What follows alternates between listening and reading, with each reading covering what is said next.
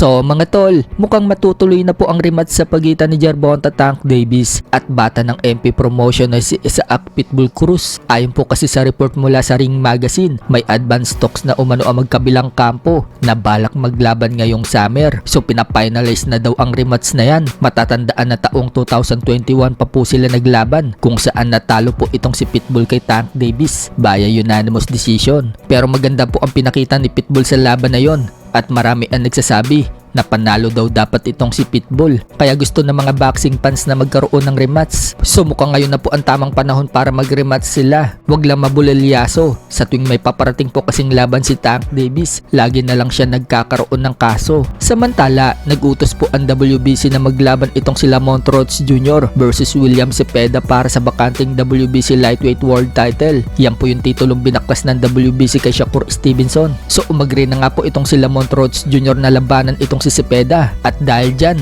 nagbigay po ng prediction si Shakur Stevenson sa laban na yan, at pabor po itong si Shakur kay Lamont Rhodes Jr. Tatalunin daw ni Lamont si Cepeda dahil daw sa pocket punch selection ni Lamont, at sa tingin niya, magaling na fighter daw itong si Lamont. Sa kabilang banda naman mga tol, matapos po mag-announce ng promoter na si Koki Kameda na kasado na po ang laban ng General Casimero versus Luis Nery na magaganap na sa April 18 ngayong taon na ito sa Kyrgyzstan. Sunod-sunod po ang banat ni Casimero kay Luis Nery kung saan sinabihan niya ito ng easy work lang, pagugulungin ang bungo at tune up fight lang niya. Pero pagdating po kay Luis Nery, wala po itong sagot kay Casimero at hindi rin siya naglalabas ng kahit anong training footage. Mukhang nakapokus po itong si Luis Nery mga tol sa kanyang training at pinaghahandaan niya na matindi si Casimero dahil alam niyang power puncher ang Pinoy. May mga nagsasabi naman mga tol na inutakan daw ng team Nery si Casimero.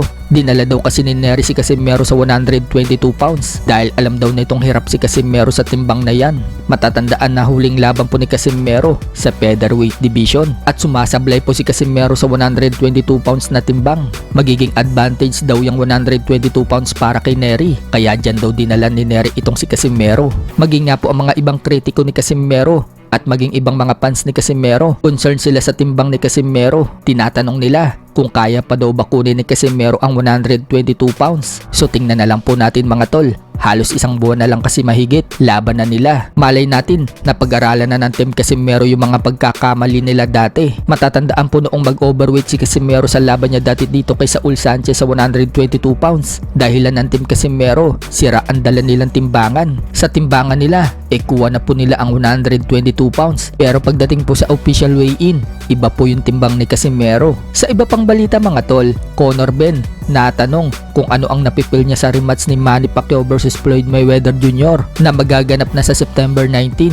Nagmaang-maangan nga po itong si Conor Ben mga tol at sinabing hindi daw niya alam ang bagay na yan. Hindi daw siya nakapollow sa boxing at ayaw daw niyang manood. So marami nga po mga negatibong komento ang natanggap nitong si Conor Ben at sinasabing sino daw ba siya. Wala naman daw itong napatunayan sa boxing ni hindi pa nga daw ito nagiging world champion.